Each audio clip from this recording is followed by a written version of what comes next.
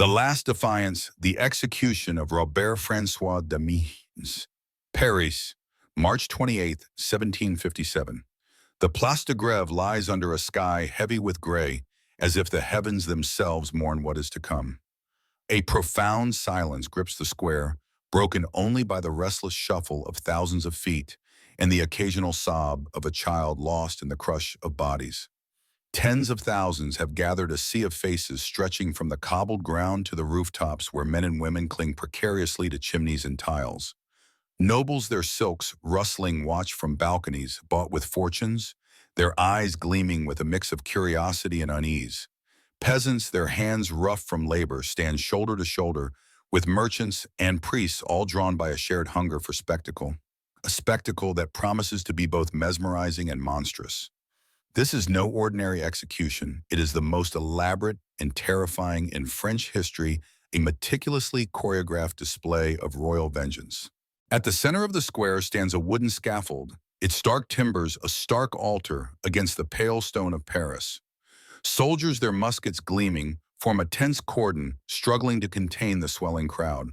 The air is thick with whispers, rumors of madness, of divine wrath of a servant who dared to touch the untouchable. The condemned man, Robert-François Damiens, is the name on every tongue, his crime a wound to the very soul of the monarchy. A cart lurches into the square, its wheels groaning under the weight of its burden. Bound within Damiens is a ghost of the man he once was.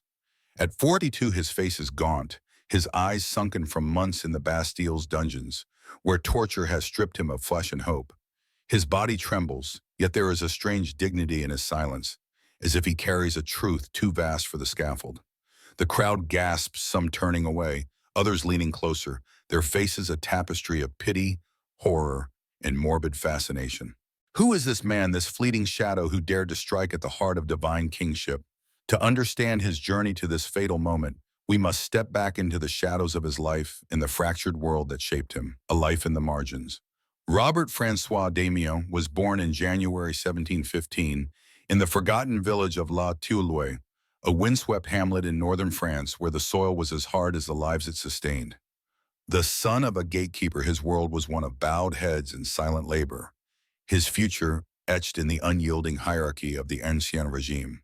From childhood, he served in noble households, polishing silver, fetching wine, and fading into the background of aristocratic splendor. Yet within him flickered a restless spirit, a mind that refused to be wholly tamed. Damiens was a man of contradictions. His temper, sharp and unpredictable, cost him countless positions, his outbursts leaving masters scandalized and fellow servants wary.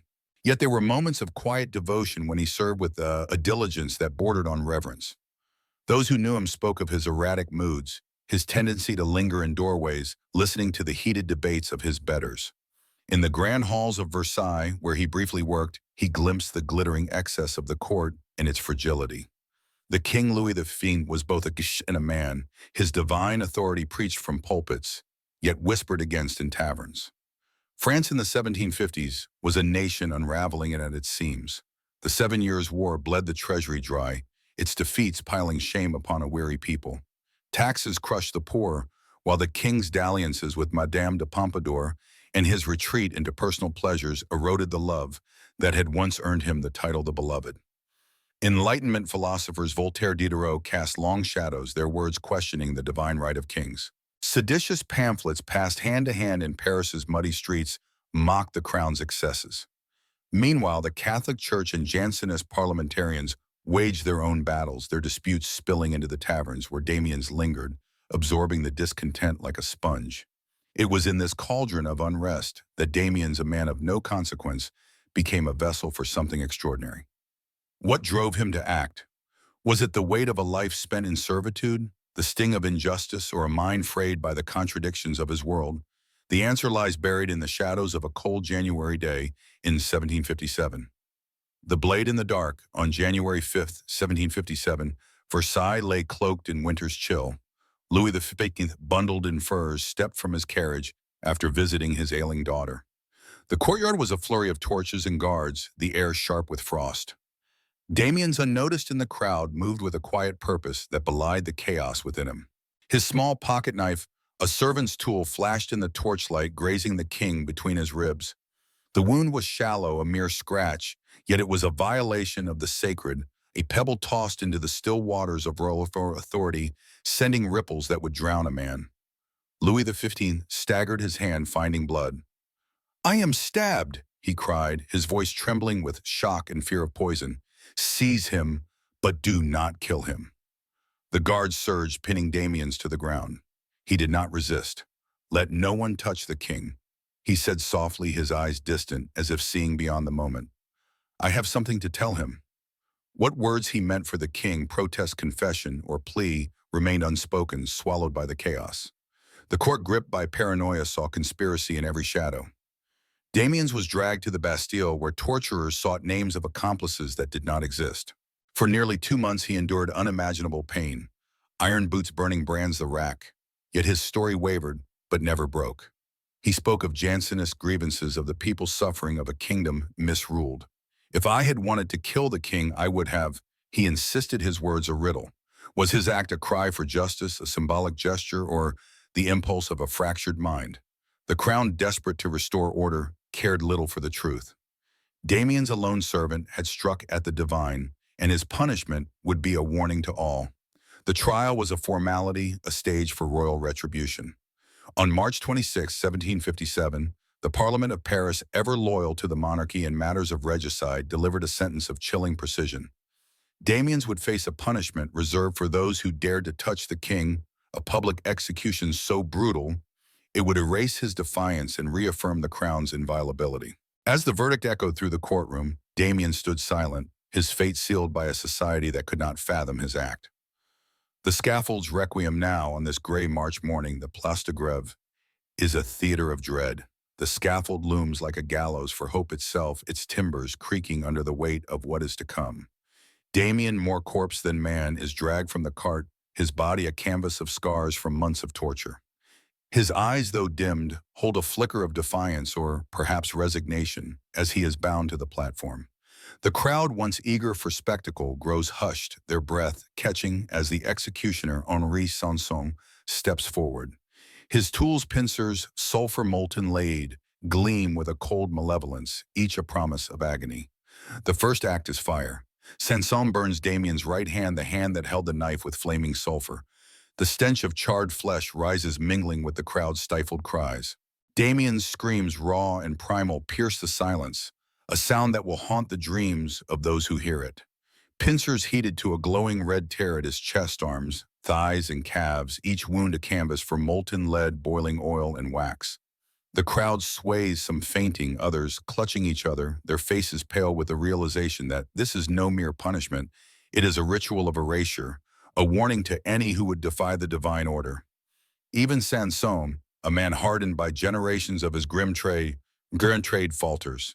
The chronicler Casanova, watching from the crowd, will later write of the fever that seized him, a sickness born of witnessing such deliberate cruelty. Soldiers, veterans of war's horrors, turn their heads, unable to watch. Whispers ripple through the square. "He was possessed," a woman murmurs. "No," a philosopher's pawn, another insists. "He was mad," a man mutters, his voice trembling. Yet in Damien's cries there is something human, something that speaks of a man who for one fleeting moment dared to be more than a shadow. The final act is the quartering. 4 horses, their muscles straining, are tethered to Damien's limbs, driven in opposite directions. His body, battered but unyielding, resists, a testament to the stubbornness of life. The crowd gasps, some seeing divine judgment in his endurance, others a mockery of justice. Sanson, humiliated by the delay, seeks permission to cut incisions at Damien's shoulders and hips. The magistrates, their faces grim, nod. At last, after an hour of unimaginable torment, his body yields, torn apart in a grotesque crescendo. His remains are burned ashes, scattered to the wind, as if to erase not just his life, but the very idea of his defiance. Echoes of a broken crown. The crown sought to crush rebellion, to restore the king's divine aura through blood and fire. Yet Damien's execution did the opposite. It laid bare the monarchy's fragility, its need to wield terror to maintain power. The spectacle, meant to awe, instead sowed seeds of doubt. Voltaire, Diderot, and others cited it as proof of the Ancien Regime's barbarity, their words fueling the discontent that would erupt into revolution. Louis XV, spared by a mere scratch, lived 18 more years, but his reign was forever tainted. By his death in 1774, the beloved was a hollow name, his passing mourned by few. Damien's death was the last of its kind in France, a brutal swan song for an era of public savagery. The Enlightenment, with its call for humanity, softened sensibilities, and when Louis XVI faced the guillotine in 1793, his execution was swift, almost merciful by comparison. Yet Damien's lingered in memory, his story a touchstone for philosophers like Michel Foucault, who in Discipline and Punish saw his execution as the pinnacle of a bygone age, one where power was etched in blood, not surveillance. What drove Damiens to his act? Was he a religious zealot, a proto-revolutionary, or a man broken by a world that offered no place for his voice? His motives remain a shadow, a question without answer. Perhaps he was simply a man who, in a moment of despair or clarity, crossed an invisible line, daring to challenge the sacred order of a society that crushed the lowborn.